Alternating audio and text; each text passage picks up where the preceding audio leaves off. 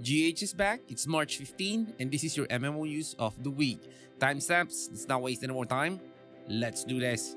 First up, Ragnarok V Returns has rescheduled its Southeast Asian release as the developers announced that the grand launch will now take place on March 27, 2025. They stated that the delay is meant to improve gameplay fluidity, server stability, and overall balance to ensure a polished experience. The developers acknowledged the anticipation from players and apologized for the inconvenience while emphasizing their commitment to delivering a complete version of the game.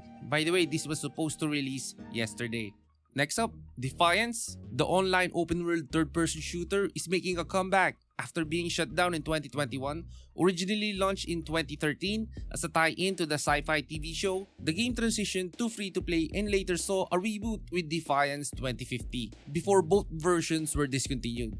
Now, Fox Games, a company focused on reviving old MMOs, has acquired the rights and plans to relaunch the original Defiance on PC in April 2025. If the relaunch is successful, they may consider bringing it back to consoles. The game will start with a clean slate, focusing on content players enjoyed, with future updates shaped by community feedback. And after a while of not getting updates, Iruna Online has released version 6.3.5e, adding new missions, equipment, and a boss fight.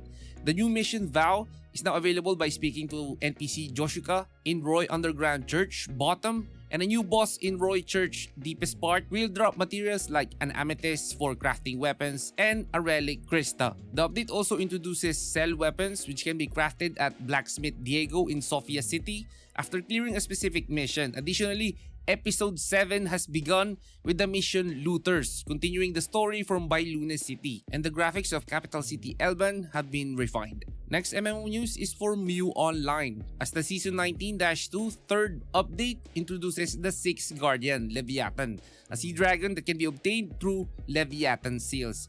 The update also brings an artifact rank upgrade system that enhances artifact options and levels, along with improvements to the Dark Lord skill enhancement tree, adding a new command stat. Now, the 10th mastery weapon, Ancient Lightning, is now available. Several in-game events are also live, including increased drop rates, enhancement perks, and a stat reset event. For more info, check Websense website. And stepping into the latest changes for Elsword, the Doom Aporia Rage Stage 1 to 3 introduces new challenges where players can earn weekly and repeatable rewards, fill the accessory gauge, and collect Undead Dragon's Heart fragments. Meanwhile, the Serpentium Raid Accessories Determined Acquisition System ensures an accessory drop upon clearing stages 3 and 4, alongside adjusted circuit drop rates and an added weekly compensation. Players can now take advantage of costume accessory slot separation, equipping Ice Burner and costume accessories separately, with exclusive accessories available in the EP shop. Other improvements include the Magic Wardrobe UI improvement for better customization and the Magic School Dormitory housing theme. Now, if you've been waiting for UI improvements in Rose Online, this is for Redeem Games server by the way. Their new update delivers several changes alongside adjustments to summons, wandering mobs, and crafting. Summon movement speed now scales with the summoner, a new summon UI has been added, and wandering mobs now spawns at randomized times and locations. Crafting has been reworked to emphasize con and material quality over level, and the mail system now allows sending messages to any player with added ignore list functionality. Now, the community window, style change UI, and character preview have all been upgraded for better usability, and the clan window has been overhauled with improved sorting and editing features. And if you're looking for new content in Glory Destiny Reborn, the recently re-released MMO, they got a new update, and the latest update expands the game with a level cap increase to 50, along with 2 new areas, Sacred Kirin Lake and Duskspire Ridge, bringing new quests and achievements.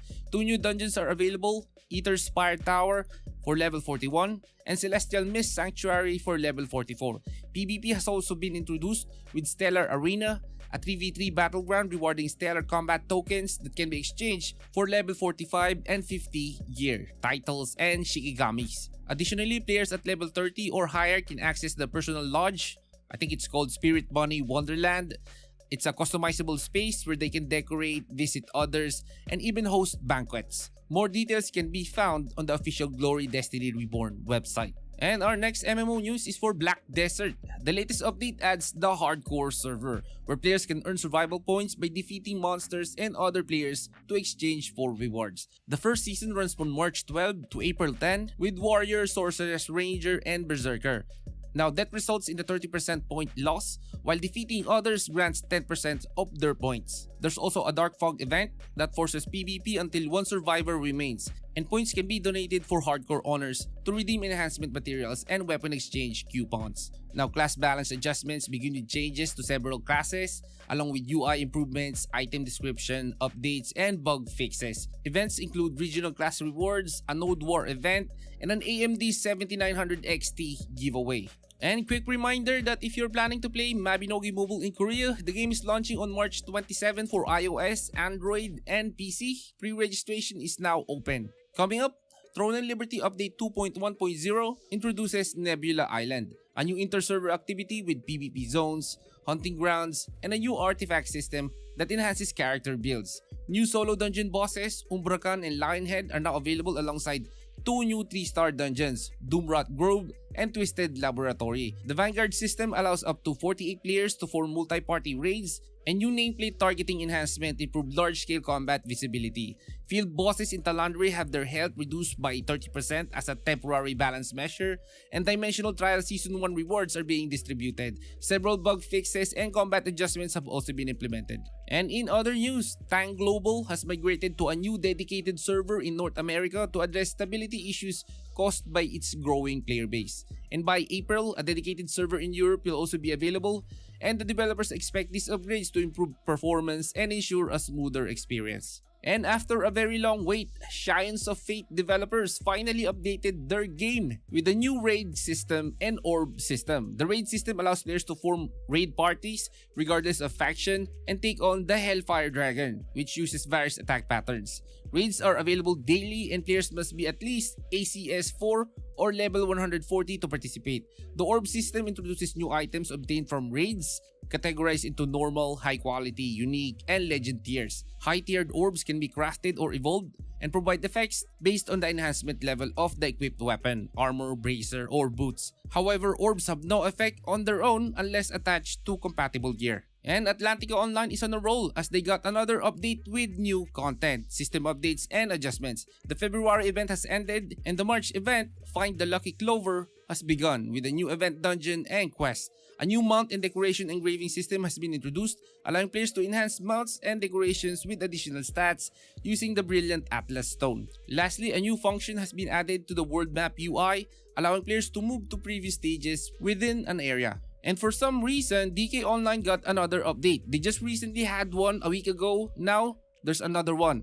The Nadcat Lava Dungeon is now open, introducing a new area with challenging battles and exclusive rewards. Players can access it through the portal near the Statue of Evil Spirit in Nadcat's lava region. The update also adds the Haunted Barrier War, a PvE competition where guilds earn karma points by defeating dungeon monsters. And every 5 days, the top 5 guilds take control of the Haunted Barriers for strategic benefits. And guilds need at least 300,000 karma to qualify for control. And leave a like before you go. This is Gaming Hardcore. See you in the next one.